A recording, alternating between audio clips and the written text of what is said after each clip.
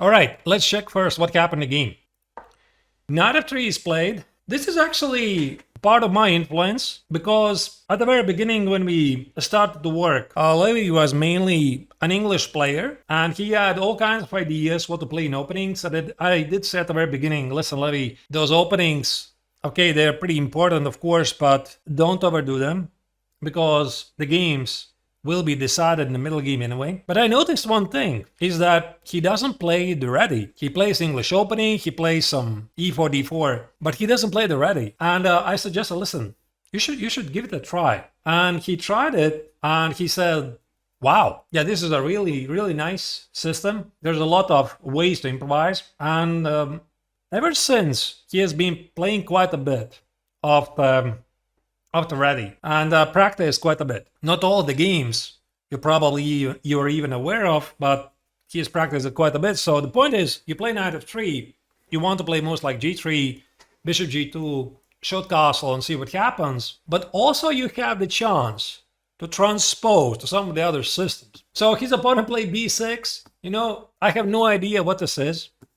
So let me check what the Chess.com system says. Ready opening, queenside, fianchetto variation, whatever. You know, I think you can play against this whatever you want.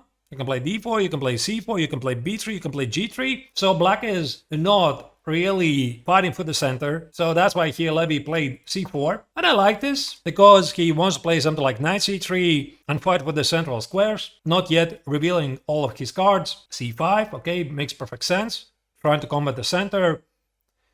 Knight c3, bishop b7, and e3. I think that Levy is just improvising right here because we worked some systems and these were not the ones. This was something else, and I think we looked at some similar lines where white plays d4, white plays knight e4. For example, black plays knight f6. You play f3, e4, bishop e3. The so-called Marozzi bind. But Levy plays something else, which is completely fine. I mean, he wants to play d4, he wants to take the center, and then if black recaptures on d4, capture the pawn and see what happens. So e6 was played, d4 was Levy's choice. And here, I think that black should play c takes, and try to combat the center. Did Levy get a GM norm for the last tournament win? Kale is asking. You probably refer to the New York IM norm tournament. No, Levy has no IM norms. But ever since we started to cooperate, Levy has gained about 50 rating points. So he was about 23. Now he is about 23. Not actually about, exactly 2370. And one of the requirements to become a Grandmaster, actually I could just name all of the requirements. You need to get the 3 GM norms, meaning you have to perform 3 times at a rating of 2600, which is insane. And then the fourth and final requirement is you have to get at least once to 2500 ELO. Like even live doesn't matter. You have to cross the threshold at some point. And right now Levy is 2370. He's gained about 50 points, but he still needs 130 points. So maybe this rating actually will be much more difficult to accomplish than the norms. So that's why every tournament, every game matters. So for example, like in Madrid, like in New York, Levy did not get the GM norms, but he got the rating. See, so he's getting closer to this threshold of 2500. So here black played c takes on d4. Yeah, engine marks this as an exclamation mark. You know, this is something I don't really like about chess.com evaluations. I've done quite a bit of commentaries, and sometimes this engine just gives out exclamation mark for no good reason, and the reason is this is the only move, meaning everything else is much worse. And you're probably wondering, I mean, what are you talking about? How is this the only move? There's definitely more, right? Well, yes and no. Because for example, if you play something like knight f6, one of the core ideas in these positions, you want to play d5. You want to imprison the bishop. So let's say black plays e takes, c takes, and black plays something like d6. This is one of the dream positions for white. So white gains a lot of space.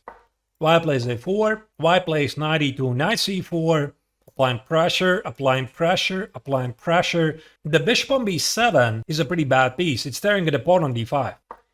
So that's why now you understand. Even though this is not really big theory, white wants to play d5, gain space, imprison the bishop. And that's why here Engine says c takes on d4 is necessary, so that this idea d5 is not as strong.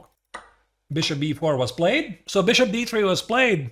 I like this move. And here the point is, black is kind of threatening to take on c3, but this is not a big deal. Levy says you can take on c3, and even though black doubles the pawns, white gets the two bishops. And this is where very often the stronger players, they show a better understanding of these positions. Because maybe from the club level's perspective, it seems, oh wait, I mean, this is a double pawn. This is really bad.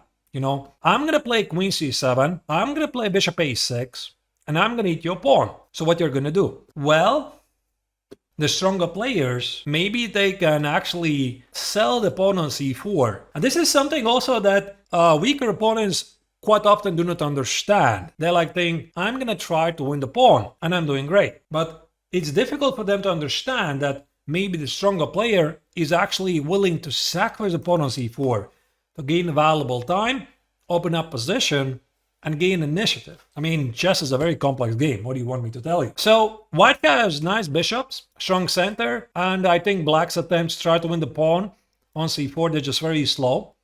So, queen c7 engine marks as a mistake. Here, Levy is the move. He takes a power sip. I think he has a couple of good moves, like short castle, rook e1. I'm wondering, if there's a possibility to even push d5. Like, follow the same idea. To play d5, to block the bishop, and sacrifice the pawn. So let's say you play e takes on d5, and I thought I could get a very nice initiative, like short castle. Let's say you grab another pawn. I give you a check. You play knight e7, and I play, I don't know, bishop g5, or bishop a3. Even this. And suddenly you start to see there's something terribly wrong with black's development. So you play knight c6, what about bishop a3? How do you deal with this pin? How about knight g5, queen h5? So this looks really fantastic. Yeah, what I was saying, one of the first topics we talked with Levy, do not overdo things. Do not overcomplicate. And I'm wondering if he was considering this right here. Because d5 is a very responsible move. I mean, okay, you get it. The idea is either e takes on d5, short castle, maybe black plays d takes on c4, or knight e7 and rook e1 and knight c6 and bishop a3. It feels really good. But at the same time, you also have to like understand what happens if black says no. For example, if black plays something like knight a6, try to get the knight on c5. So you play your short castle, knight f6. Let's say you play bishop a3, try to keep the king in the center. Black plays knight c5. Now what? Suddenly black is establishing a very good blockade in the center, and you can weaken your pawns for basically no reason. So that's why I'm pretty sure that Levy was considering d5. He felt it's rather risky. It was definitely under his radar. Tried to imprison the bishop, open up d4 square for the knight, but he just decided, okay, I'm gonna simply continue developing. All right, let me get a question. What about d5 for black instead of c takes on d4? Gideon Fulton is asking. You mean here? Yeah, this was a question earlier. I think it's a bit weird move. You are getting a symmetrical structure, but because of this bishop on b7, I think you are going to be suffering because of c takes on d5. Now the point is, after c takes on d5, let's say you play e takes on d5, this check would be very annoying. How do you deal with this? You play knight c6, I'm going to play knight e5. You play rook c8, I'm going to play queen a4. There's some massive problems. Queen a7 might be even a move. For example, you go here, how about I take on a7? You cannot take it, that's a pin. I take it and win the game. And if you also play something like bishop c6, I'm not exactly sure, I'm not saying this is losing, but it just feels very bad. Maybe just take it and take on c5, win the pawn. So that's why this was not played by the opponent. And now after the short castle, black is trying to figure out how to continue. A couple of moves can be made Should castle a d6, makes perfect sense. Black tries to close this long diagonal, maybe play knight e7 out of 6, should castle. Rook e1 is an easy move, hinting at d5. And I think that right now, Julio has to decide, how does he combat the d5 push? For example, black plays knight f6. Is he afraid of the d5 push? Or is he not? That's the big question. I mean, I want to eat the pawn. So if you play e5, it feels pretty great, right? Because I'm going to play knight e7, knight c5, should castle. You got weak pawns, I have the center and whatnot. But the king is in the center. I could play moves like knight e4. You see, you cannot take the rook is pinning the king. You go here. I'm not sure. It could be knight b5, hitting the queen and the pawn. It could be bishop a3, hitting the pawn. It could be some sort of, I'm not sure, maybe bishop h7, queen h5, rook e3 stuff. Okay, you see, the bar disagrees. The bar says, get out of there. This is ridiculous. But you have to understand, Julia doesn't know all of that. So he is concerned about the d5 push. So, for example, yeah, knight f6, by the way, was just played. I was thinking maybe he was considering knight e7. Could be different problems. Again, I think it could be some d5. And something is just asking to be played. Maybe knight g5, hitting the pawn. Maybe queen h5, hitting the pawn. Let's say you castle, and I just do something really bad, like knight h7, like bishop h6. Oh, sorry. G takes an h6. How about a mate on the board? So that's why here black play knight f6, and I think d5 has got to be the move. So d5, if, and that's a big if black defends and plays e5, I was thinking knight e4. Knight b5, knight f5 ideas. Also, there's this idea I didn't even mention. I was thinking about bishop g5. Looks just very, very tempting. If you take it, I take it here. I give you a check. Black is toast. That's a mate on the board. This is a pretty easy checkmate. So there's even this move, bishop g5. And after knight e7, there could be knight f5. Looks pretty scary. But to be honest, I like this knight b5 a bit more. Knight b5, hit the queen, bishop a3, knight e8, and something should be there. I'm not even sure what is it. Maybe some problems like queen h5, g6, remove the queen somewhere, a6. Looks pretty dangerous for black. So let's say you play some random move. I don't know, a5, knight a6, knight c5. That's a mate. You see the bishop, it helps you quite a bit. Apart from that, I'm not really sure what Levy else can do. Okay, maybe there's bishop g5. Black is going to play knight e7. Then what? I mean, you need to come up with something. And one of the things we have started to talk about in our training sessions is the so-called pawn play. Very often for you to succeed, you need to use the pawns to generate targets. Levy knows this, of course. I mean, come on, he's a international master. He's a very good player. Just maybe a bit below the GM level at the moment, but he is there. He's getting there. And understanding the pawn play is, in my eyes, one of the most important concepts. And I think this is what he has to understand. If he is not going to use the pawns, then there's a fair chance that his position will run out of active moves. And actually the pawn on c4 will become a target. Let's say, let me just show you what I mean with this. Let's say bishop g5, knight e7. Let me just make some random moves. I don't know, queen d2, rook c1. So where's your plan? Black could play bishop a6. Now what? Now that pawn is becoming a big weakness. You go here. I play rook c8. Now what? You play knight e2. So even though this position might be still okay for white, you can sense that white has been a bit slow. And one of the strongest features of title players is the ability to think ahead. Because especially when it comes to international masters and grandmasters, we're not just thinking about one move. We're thinking about how my position is going to look like in 5 moves. Do I like this position? That's why for Levy here, it's not about how to develop pieces. You're maybe wondering, I mean, how difficult it is to make a move. Just play bishop g5. You know, you threaten take on f6, make a window for the king with h3 or something. No, it's much deeper than that. So I'm pretty sure that he's thinking about d5, and he's trying to understand what happens after e5 knight e4, and also he has to take into account that his opponent might sacrifice the pawn on e6. He might do it. For example, castles, takes. And now the point is, let's say if you play rook e6, there could be knight e7, knight c5, knight g4. Black is pretty active. There could be some fancy ideas just to show you some funny stuff, like rook d6, queen d6, bishop h7, queen d6, you're winning the queen.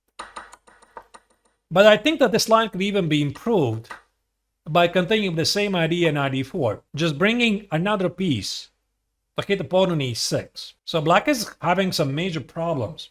Okay, maybe he can still sacrifice and play something like knight e7, knight e6, queen c6, hit with the mate on g2, and f3, rook e8, knight e5, knight c5. He has some compensation.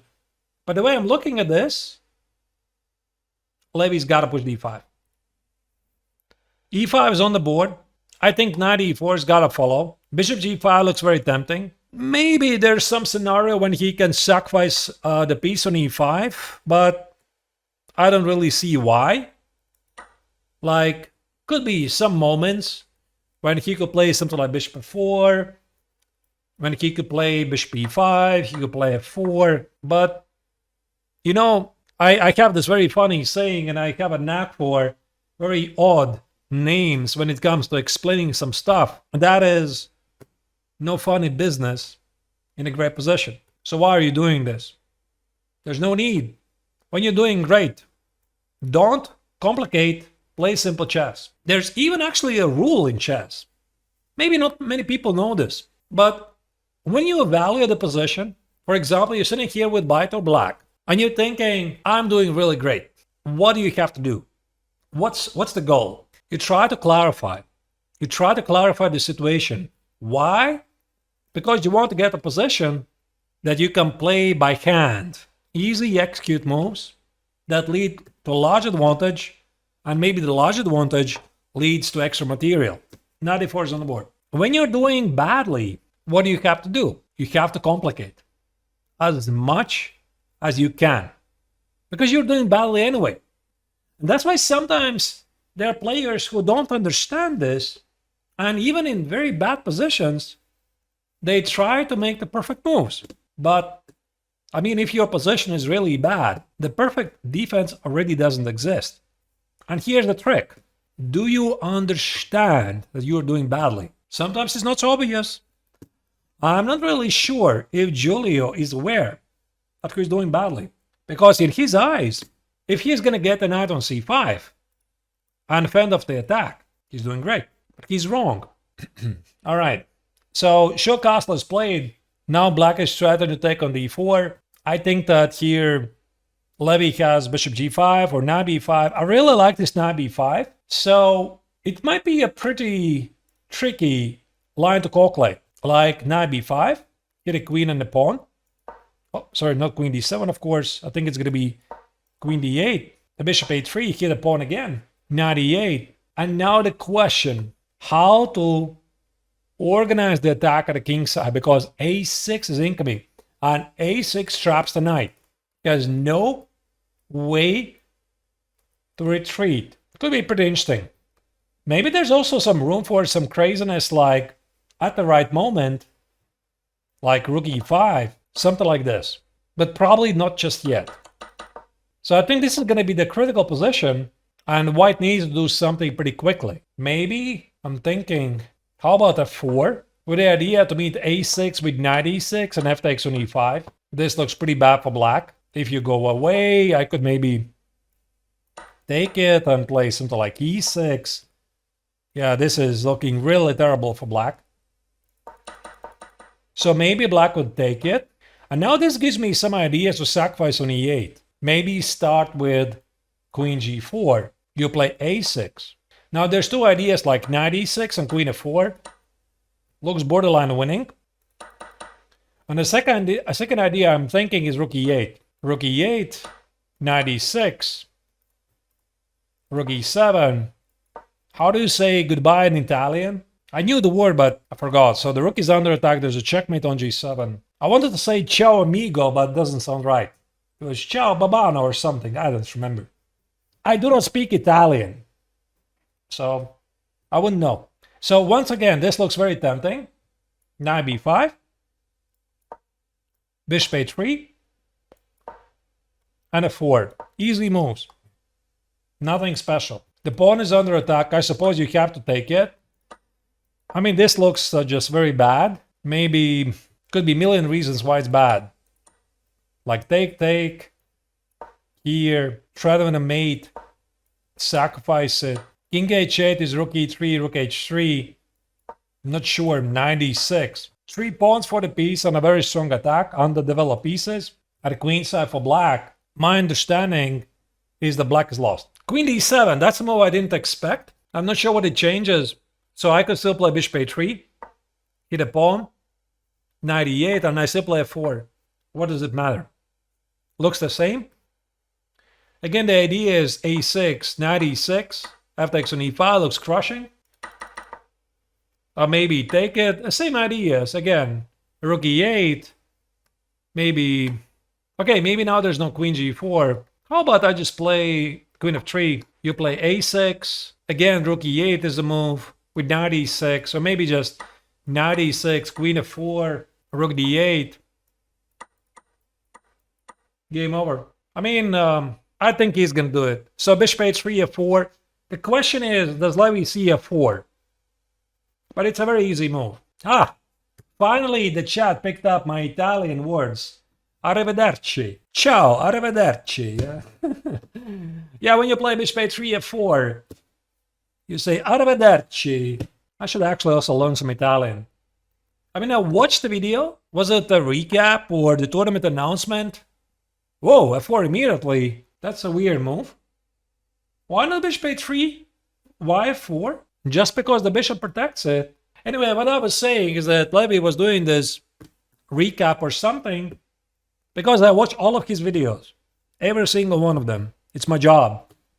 I have to hear what he says. And in one of the videos, I think that's the one when he announced that he's going to play in Spilimbergo, he was showing off some of his knowledge in the Italian language. I don't like this move. Do you know why? Black can sacrifice the pawn. Takes, and plays something like knight a6. Okay, white has a pawn, but it's not yet a win. And that's why I think it was so important to start with bishop a3. Hit the pawn, force black. I think you have to play. You have to play knight e8. You have no other means to protect the pawn on d6. I mean, it's incoming. You have to play knight e8, and now you play a4. Open up the e-file. And now you play, I don't know, queen of 3, or whatever, knight e6. I think this was pretty easy.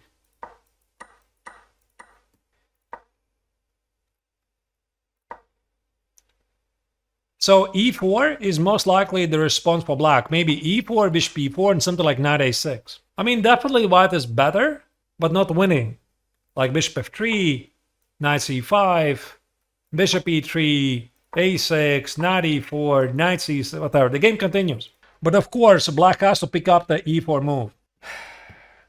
Well, this is what I talked with Levy, that at any level, players keep missing positional sacrifices from the opponent. This is something that he still needs to master. When you are including moves like f4 as your candidate moves, sometimes this, there you go, there's the blunder.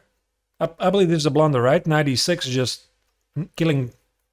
Okay, black immediately collapsed here. Makes no sense. And then you tend to miss sacrifices, positional sacrifices from your opponent. It's like, it's very easy to convince yourself. After f4, my opponent has to take. I'm going to go here. I open up my position. I'm doing great. Listen to this. He cannot play e4 because I just win the pawn and you move on. And then he has to play rook e8. I'm going to take. I'm going to do whatever. I'm doing great. So quite often the problem is in the mindset that it's difficult for many players, not only for Levy, to recognize a positional pawn sacrifice for the opponent. So I think Levy slightly rushed here, and he automatically excluded e4 as a move, which I think Black had to do. So it was a very difficult moment, actually. So here, he had to understand that Black had to sacrifice a pawn with e4, and instead he had to pick up that it should be him who is sacrificing the pawn to get a lot of activity. So Giulio forgave this mistake, but this is going to be a lesson to Levy, because a stronger player is not going to miss it. And of course, 96 is on the board. Thank you, chess.com, for the double exclam move, but it was pretty obvious that 96 is incoming. Now the point is queen d6, bishop e3, arrivederci. This is going to be a quick game. All right, queen a3. Yeah, I mean, this is just terrible for Black now. Queen c5, bishop e3, queen a3. Levy's going to win this like in the next 15 minutes. I think so. E takes on f6 looks just crushing. Two bishops, exposed king. So something like queen takes on c3, as they say, use your imagination. Like take it here, bishop d4, hit the queen, queen c4. I mean, there's definitely a mate somewhere. Like take it, queen h5. Black is gonna have a lot of painful things in a lot of places, so it's just bad. And if Black doesn't do that, g6. White already is up 2 pawns. There's another one if you want, but I think there's already a mate somewhere. Maybe just even play bishop d4, queen d2, queen h6, rook e3, rook h3. Levy would win this. What? Oh, it's already over. I just got the result. Completely dead. All right, so what happened here is that Levy's opponent, Giulio Simoni, played a rather weird opening. So Levy immediately got the center. He played bishop d3. And this entire sequence of d6 and knight f6 was immediately punished by d5. Maybe Black already had to sacrifice the pawn. And after the e5, knight e4 was a brilliant move by Gotham chess here. Should castle knight b5. And I did like bishop a3 a bit more, because after f4, I think that Black had to sacrifice the pawn with e4. And this is something I'm going to say to Levy definitely after the game, that he has to be more mindful to his opponent's counter chances. But instead, the opponent immediately blundered with a6. I'm not even sure what he missed, because knight e6 always was the idea. Knight e6, f takes on e5, bishop e3, and apparently that's it. That's it, folks.